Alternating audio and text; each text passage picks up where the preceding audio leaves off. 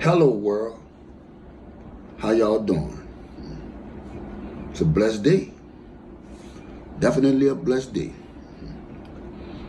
In my last video, I told y'all I'm not gonna go by what nobody say until I get the black and white. I ain't got too much to say. Well, ladies and gentlemen, we got that black and white today. We got that black and white today. Definitely got that black and white today. And guess what? People been all in my comments. Where you at, Rip? Come on, now you see what's going on. There's another thing I told y'all in my video, the last one I did, with BG and these allegations. Do your research. I practice what I preach. I went and did my research. I was even sent audio clips to address this situation, man. Bro, listen. Whenever somebody makes an accusation like that, bro, you have to have paperwork backing up what you're saying. Nobody is just out here running around accusing nobody of something they ain't got no black and white. Apparently, the flunky got the black and white. He presented his. I reached out. I got mine. He gave his version of what happened. He said, this is mine. And this is what I feel about everything that's going on. But just to give everybody a heads up on what's going on, which we know what's going on. But I got to give you a play-by-play to show y'all where I'm going at with it. There it is. State versus Kentrell Washington. We're going to put that on there first.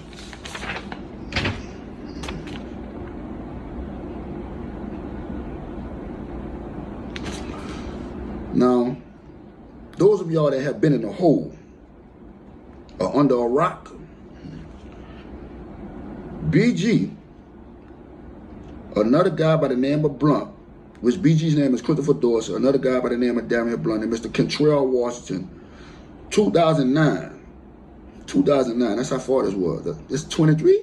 Man, 2009. Anyway, they were pulled over in a vehicle, uptown, Washington, Claiborne and Josephine. All right. Here we go.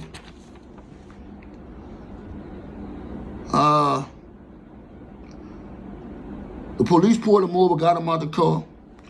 BG, Christopher Dorsey was the driver, Damian Blunt was the passenger. Mr. Kentrell Washington was in the back. I highlighted this part. In the backseat passenger, later identified as Kentrell Washington, stepped out of the vehicle, stepped out of the truck. Detective Goddard observed in plain view a plastic bag containing vegetable matter that appeared to be marijuana. The bag was partially covered by a shirt on the back passenger seat. Detective Goddard then obtained Washington and retrieved the marijuana. Once Detective Goddard recovered the marijuana and stepped away from the truck, Sergeant Lebrano observed a black barrel protruding from under the driver's seat on the back seat side floorboard.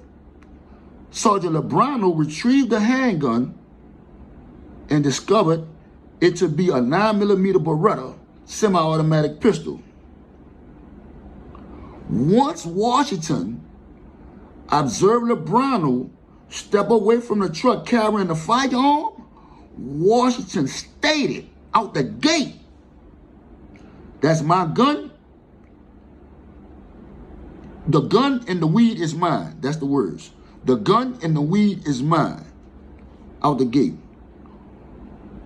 Washington was placed under arrest. Washington was then relocated to the 6th District Police Station, which those that haven't read the paperwork, that's what it says.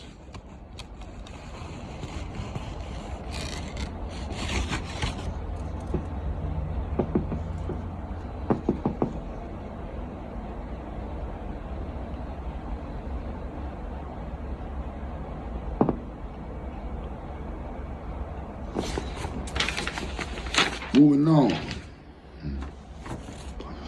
It says right here, Detective Jermaine contacted ATL Special Agent Jennifer Dorick, who arrived at the 6th District Police Station shortly thereafter. Washington again stated that the handgun was his. Washington also informed Special Agent Dorick that he obtained the gun from his girlfriend in Houston. Dorick took custody of Washington as well as the marijuana and the handgun and federally arrested him for being a felon in possession of a firearm. In addition, both Christopher Dorsey and Dorian Blunt would testify that Dorsey was driving, that Blunt was in the front passenger seat, and that Washington was in the back seat. Both individuals, meaning Christopher Dorsey and Dorian Blunt, would testify that they were unaware that there was a firearm in the vehicle. They both would confirm that the firearm was Washington's, that Washington admitted to the officers that the firearm was his and that he had obtained it from his girlfriend in Houston. Let y'all check that out.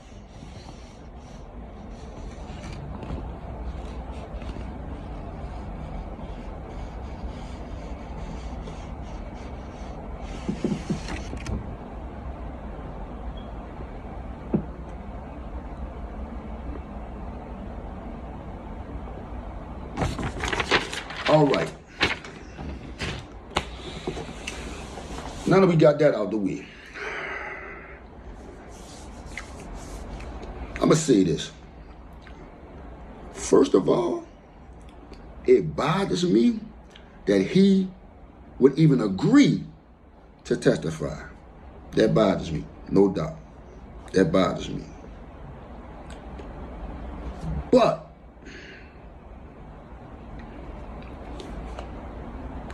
why would BG agree to testify on something dude already said himself? I don't understand that. Why would BG agree to testify that the gun was dude's and dude already said that that was his work? The gun and the weed was his. So what BG testifying for?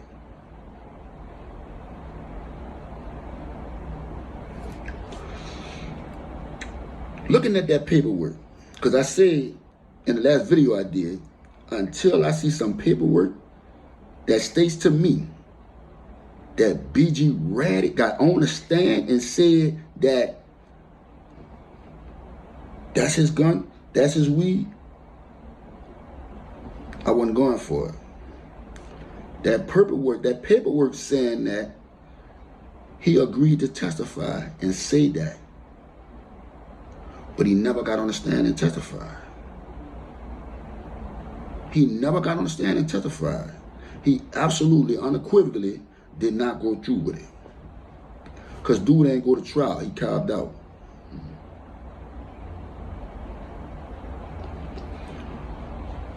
I'm going to say this here. I want y'all to understand that Mr. Washington, on 2 separate occasions, said that the weed and the gun was his. He said it on the scene when they pulled them over. When he seen the officer coming from the car, from the truck, with the gun in his hand, that's my gun and that's my weed.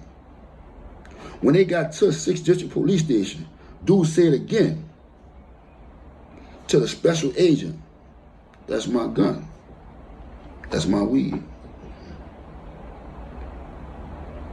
So I'm trying to figure out when or why did the opportunity come or present itself for BG to testify? Okay. Somebody sent me like 3 audio clips today. 3 audio clips. In those audio clips were a conversation that the flunky of the year, the People's Champ, was having with Mr. Washington. I listened to all the clips.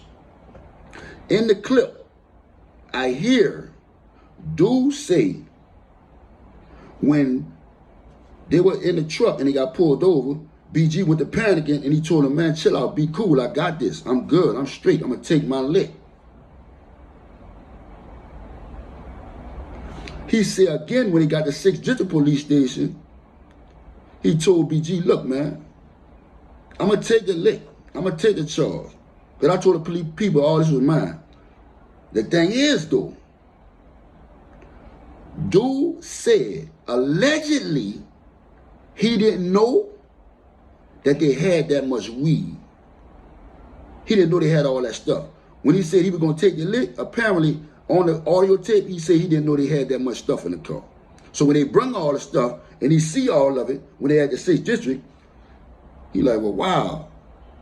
So the people asked him, from what he's saying, all of this allegedly is what he's saying on the audio clip, that the people asked him, are you sure you want to take the charge for all of this stuff? They allowed him, from what he's saying, to talk back to BG, and he told BG, look, I'm going to take the lick for everything. Just jolt me, just hold me down. That's what he's saying on the audio clip, from what I'm hearing.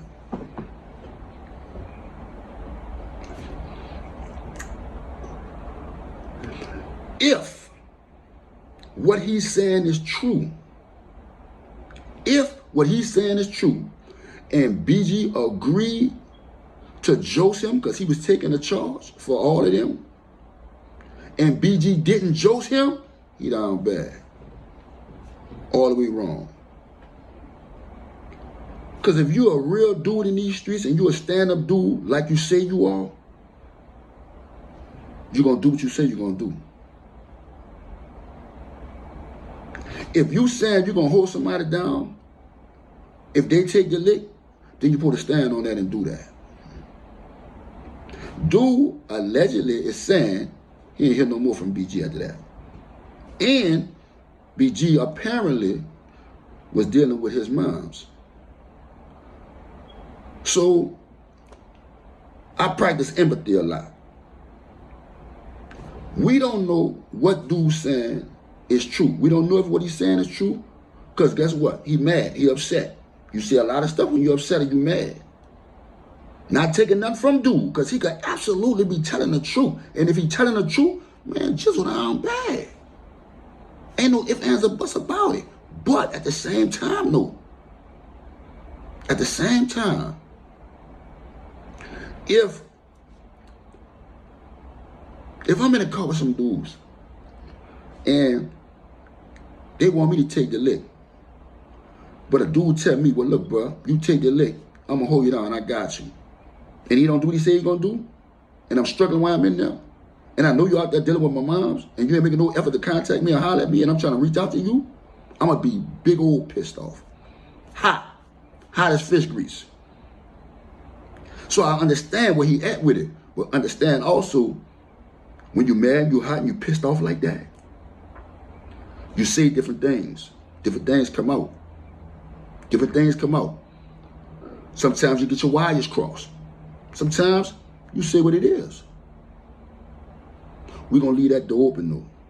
The reason why I'm saying that is this.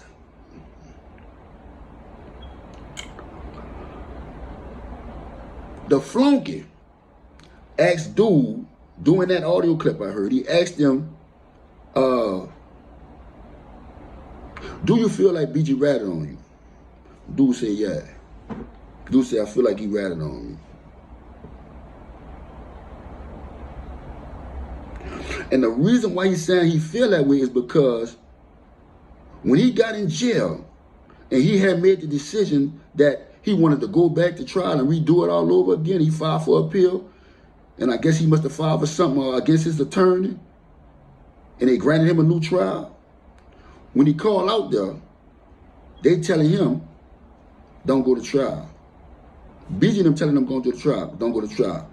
This is allegedly what he's saying. He's saying BG telling him don't go to trial. He's saying BG telling his mama to tell him don't go to trial.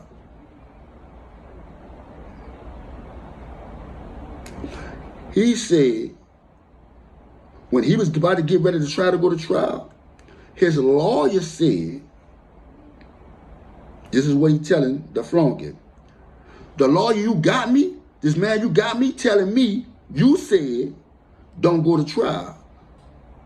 And the man said, the lawyer said, don't go to trial because they already made statements saying that the stuff is yours.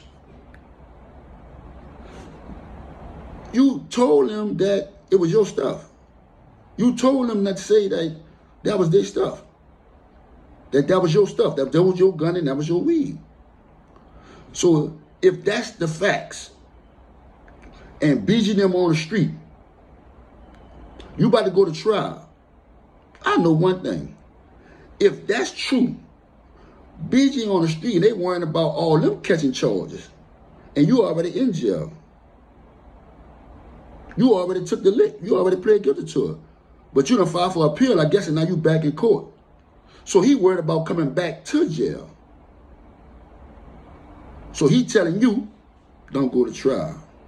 But what he not telling you is, he done went down there and probably signed the affidavit. All this is allegedly. We don't know for sure.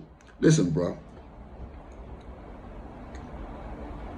We wasn't in the car. I wasn't in the car with him. I don't know for sure what happened. I'm going by what that black and white say right there.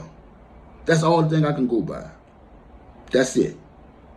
Because I wasn't there. None of us was there. None of us was in that car. None of us was in that courtroom. We got to go by the black and white. At the same time, though, yeah. I definitely want to take dude word for what it is. I got to know his facts, though. He not in his feelings. I got to see that paperwork. I got to see that black and white. The flunky turned around and said, they got a rumor out saying that BG got you a lawyer and binded you out of jail. That man said, this is what he said.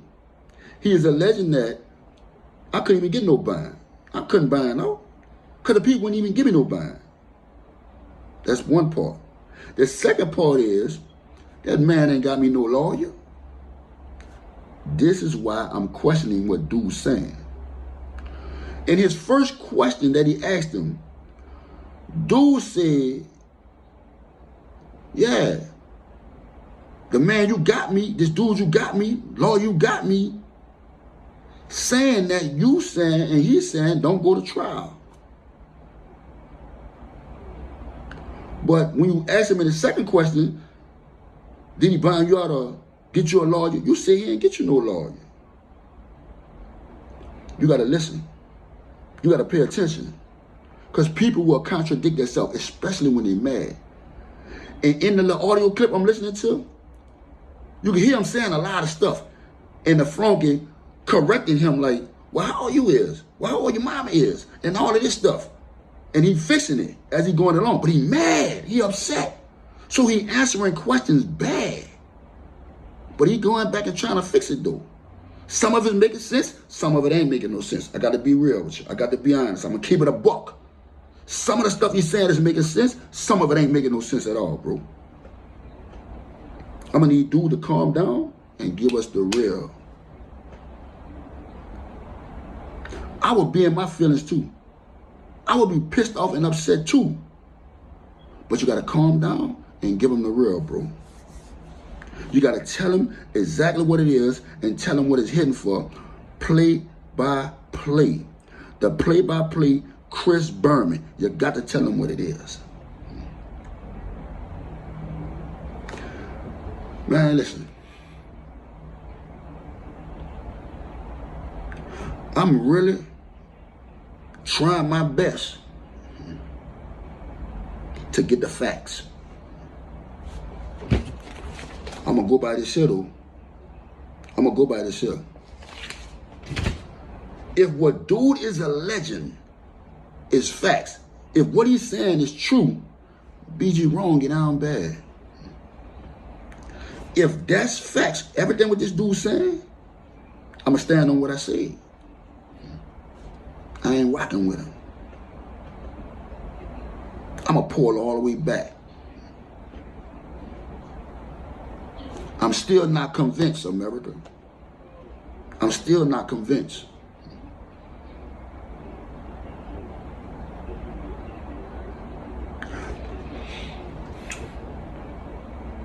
I respect a lot of y'all, and I know that y'all respect me. I'm not showing no favoritism. That ain't who I am. I'm saying that because in my last video I did, I got a few comments. Man, I'm going to give it to you raw and uncut, bro. Unequivocally. I ain't sugarcoating nothing because I don't know how to do that. I ain't painting no pictures because I ain't no Picasso. I don't do Dish Network or Cox Cable. All I know is DirecTV. And the raw and uncut facts is that he agreed to testify. He definitely agreed to do it. But did he go through with it, bro?